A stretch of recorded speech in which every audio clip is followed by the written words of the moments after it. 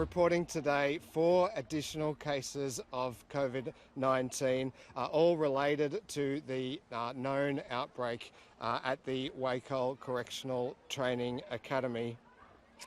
Some of these cases have been reported in the media during the previous 24 hours, and so I'll go through them in a moment. As I say, some have been publicly reported but not publicly notified by us or Queensland Health at this stage.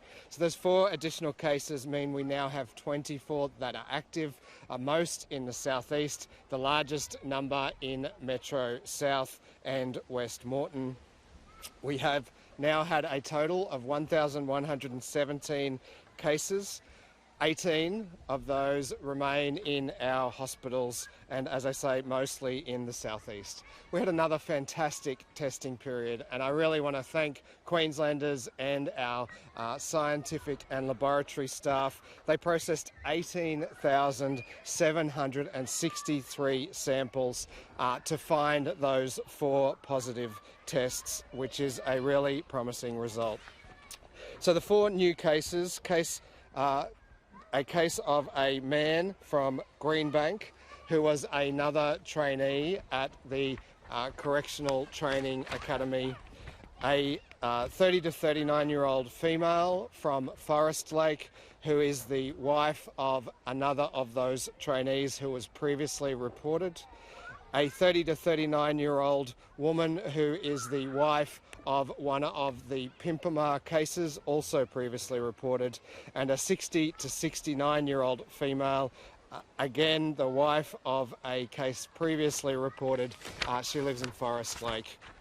As you can see, 3 of these 4 cases relate to household transmission, and we've always said all along that households are one of the highest risk of transmission locations. Very hard to quarantine in a household. It underlines how important it is that we have restricted the number of people in households. That will greatly minimise the risk of widespread transmission in the community in households. It also underlines why it was so important that we brought in hotel quarantine. We brought in hotel quarantine when we were seeing people returning to the state and then giving the virus to other people in their household, their wife, their husband, their children, other family members. And so it is hotel quarantine that has helped us limit that household spread. It's also household spread is also what we know was a key driver of the early cases in that second wave in Victoria.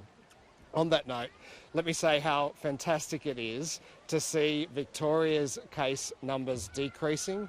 For the first time, they're reporting less than 100 cases in a day, the first time for a significant period of time, and that represents that they are having gradual success at getting on top of that second wave. I congratulate them and continue to offer whatever support we can provide. You will have seen in the public health alerts that were provided yesterday that there were 2 locations where people known to have been infectious visited in the Toowoomba region. And so for that reason, we are today advising people who live in the Darling Downs Hospital and Health Service districts that we will be expanding the restrictions currently in place in Metro North, Metro South, West Moreton and the Gold Coast to the Darling Downs HHS region. That will be effective from 8 a.m. Monday, and all of the same restrictions will apply. So from 8 a.m. Monday, people in those local government areas will be limited to 10 people at gatherings in non-COVID safe venues. COVID safe venues, businesses, cafes, restaurants, pubs, they can continue to operate as normal, but we are limiting the number of people who can be at a non-COVID safe event to 10. We will also be applying the restrictions in aged care, in disability accommodation and in hospitals from 8 a.m. on Monday.